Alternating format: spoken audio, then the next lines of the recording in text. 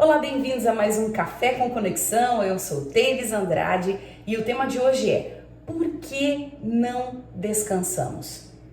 Então eu peço que você coloque agora os seus pensamentos em Deus. Pai querido, Deus amado, por meio do Teu Espírito Santo, Pai, fala ao nosso coração por meio dessa mensagem, que ela seja resposta para quem está perguntando ao Senhor, que ela seja refrigério para os que estão aflitos e preocupados. Deus, é o que nós pedimos em nome de Jesus. Então vamos à mensagem. A mensagem de hoje começa com o Salmo 46, versículo 10a, que diz assim: aquietai-vos e sabei que eu sou Deus. E eu fiquei imaginando em Deus pensando assim, ou falando para nós assim: filho, filha, por que você está tão preocupado e angustiado? Essa situação pode ser difícil e impossível para você, mas para mim nada é impossível, nem sequer difícil. É quando ele diz: eu sou Deus.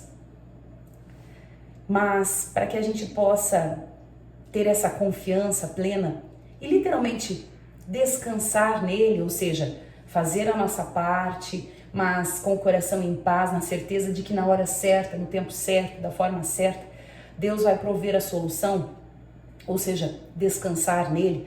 Para que isso aconteça, nós precisamos, de certa forma, viver uma intimidade com ele. E eu fico pensando em Deus como aquele pai que está sempre dentro da nossa casa, sentado à nossa mesa, sentado no sofá da sala, esperando. Ele é um pai perfeito e sempre disponível. Nós podemos chegar até ele e conversar com ele a qualquer momento. Só que muitas vezes nós passamos o dia todo e não tiramos um momento para conversar com o Senhor. E o Pai está ali, sentado, nos esperando. E é comum que num contexto desse a gente seja invadido por preocupações, por angústias, e que talvez a gente até se esqueça que tem um Pai que é Deus e que tudo pode. E aí assim é muito mais difícil confiar. No devocional de hoje a gente tem o exemplo de Marta e Maria, duas irmãs que estavam literalmente na presença de Jesus, mas elas escolheram agir de forma completamente diferente. Maria se sentou aos pés de Jesus e foi aproveitar aquele momento de conversa, de intimidade, de aprender com ele, de abrir o coração para ele. Marta não. Marta foi trabalhar, foi fazer coisas pela força dos braços dela, foi preparar o almoço, foi arrumar a casa.